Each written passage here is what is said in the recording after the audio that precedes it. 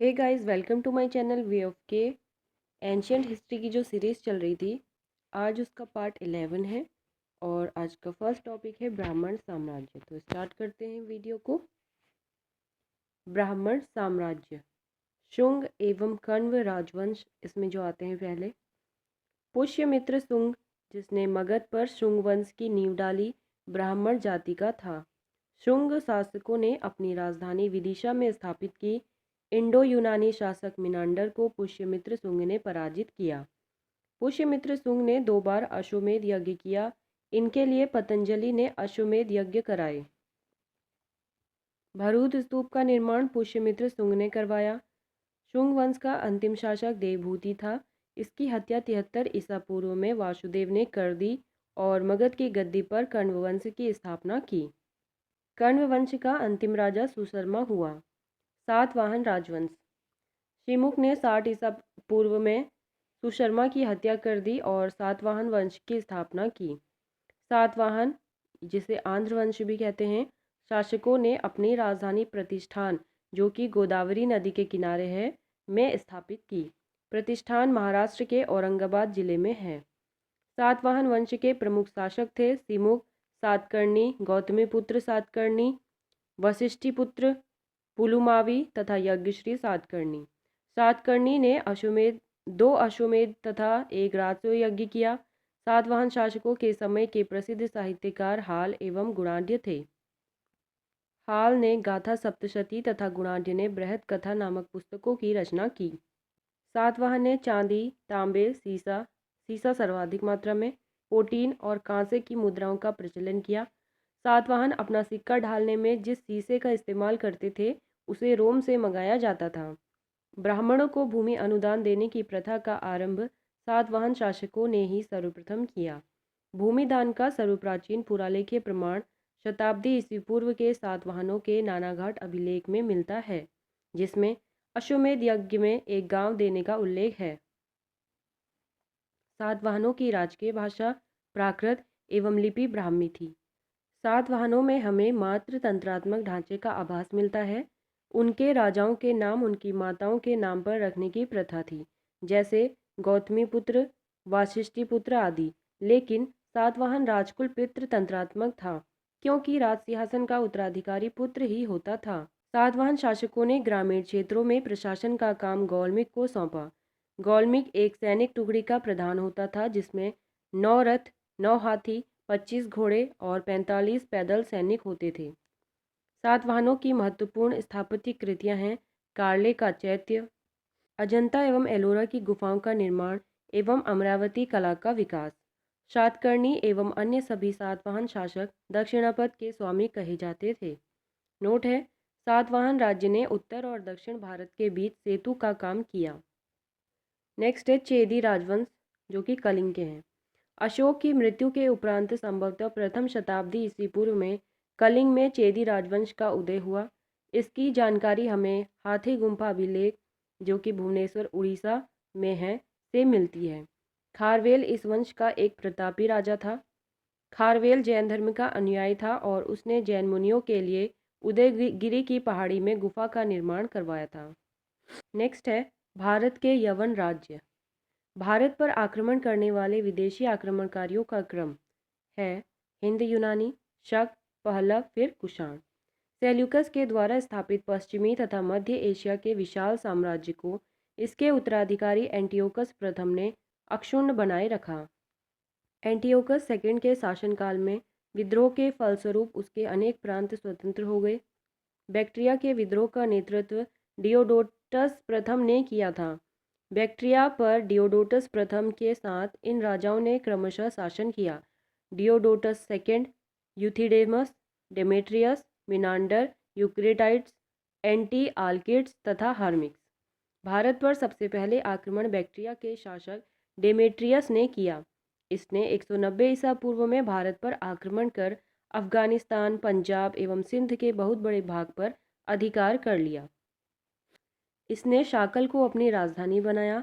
इसे ही हिंद यूनानी या बैक्ट्रियाई यूनानी कहा गया। हिंद यूनानी शासकों में सबसे अधिक विख्यात मिनांडर हुआ, जिसका समय था 165 से 145 ईसा पूर्व। इसकी राजधानी शाकल, आधुनिक सियालकोट, शिक्षा का प्रमुख केंद्र था। मिनांडर ने नागसेन यानी कि नागार्जुन से बौद्ध धर्म की दीक्षा ली। मिनांडर के प्रश्न एवं नागसेन द्वारा दिए गए उत्तर एक पुस्तक के रूप में संग्रहित हैं, जिसका नाम मिलिंद पन्हो अर्थात मिलिंद के प्रश्न या मिलिंद प्रश्न है। हिंद यूनानी भारत के पहले शासक हुए जिनके जारी किए गए सिक्के के बारे में निश्चित रूप से कहा जा सकता है कि सिक्के किन राजाओं के हैं। भारत में सबसे पहले हिंद यूनानी ने ही सोने के सिक्के जारी किए। हिंद यूनानी शासकों ने भारत के पश्चिमोत्तर सीमा प्रांत में यूनान की प्राचीन कला चलाई, जिसे हेलेनिस्टिक आर्ट कहते हैं। भारत में गंधार कला इसका उत्तम उदाहरण है। नोट है, यूनानियों ने पर्दे का प्रचलन आरंभ कर भारतीय नाट्य कला के विकास में योगदान किया। चूंकि पर्दा यूनानियों की देन था, इसलिए वह यवनिका के नाम से प्रसिद्ध हुआ। नेक्स्ट है शक। यूनानियों के बाद शक आए। शकों की 5 शाखाएं थी और हर शाखा की राजधानी भारत और अफगानिस्तान में अलग अलग भागों में थी। पहली शाखा ने अफगानिस्तान, दूसरी शाखा ने पंजाब जिसकी राजधानी तक्षशिला थी, तीसरी शाखा ने मथुरा, चौथी शाखा ने पश्चिमी भारत एवं पांचवी शाखा ने ऊपरी दक्कन पर प्रभुत्व स्थापित किया।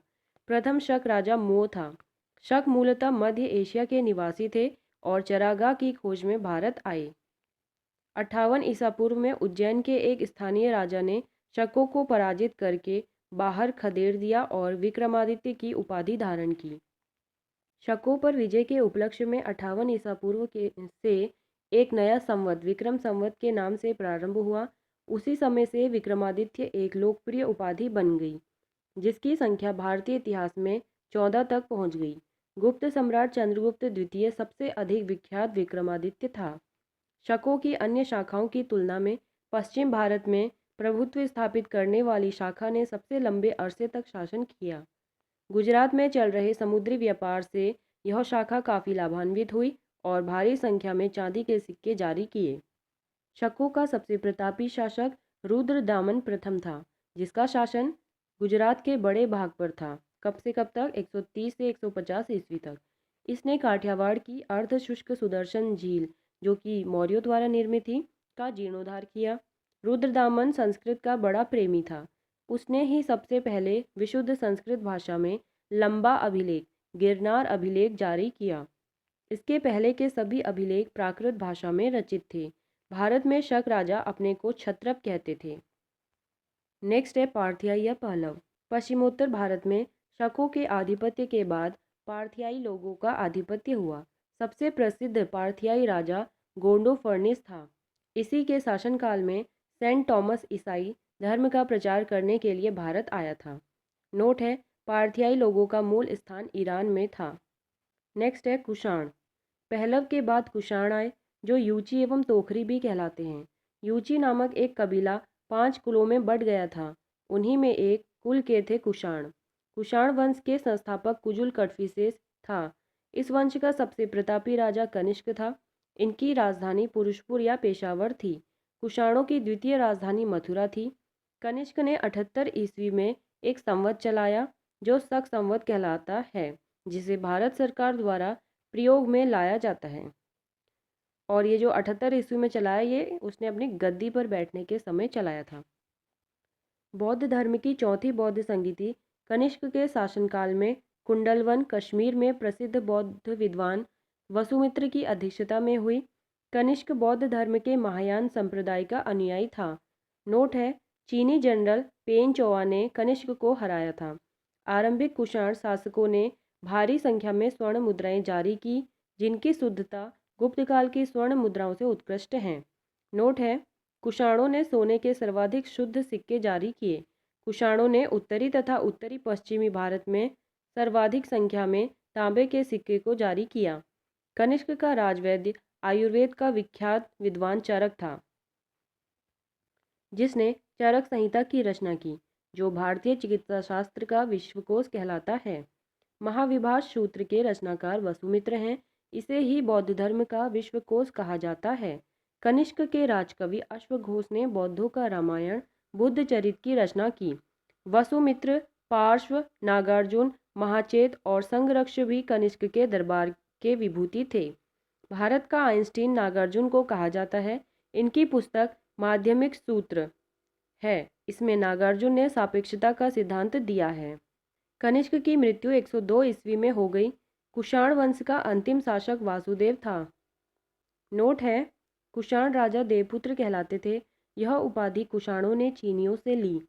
गंधार शैली एवं मथुरा शैली का विकास कनिष्क के शासनकाल में हुआ था। मथुरा संग्रहालय में कुषाणकालीन मूर्तियों का संग्रह अधिक मात्रा में है। गंधार कला के लिए तक्षशिला प्रसिद्ध है। रेशम मार्ग पर नियंत्रण रखने वाले शासकों में सबसे प्रसिद्ध कुषाण थे। कुषाण साम्राज्य में मार्गों पर सुरक्षा का प्रबंध था। रेशम मार्ग का आरंभ कनिष्क ने कराया था। नोट है, रेशम बनाने की तकनीक का आविष्कार सबसे पहले चीन में हुआ था। मथुरा शाटक नामक विशेष प्रकार के वस्त्र का निर्माण केंद्र था। कुषाण काल में सबसे अधिक विकास वास्तुकला के क्षेत्र में हुआ। इसी काल में बुद्ध की खड़ी प्रतिमा का निर्माण हुआ।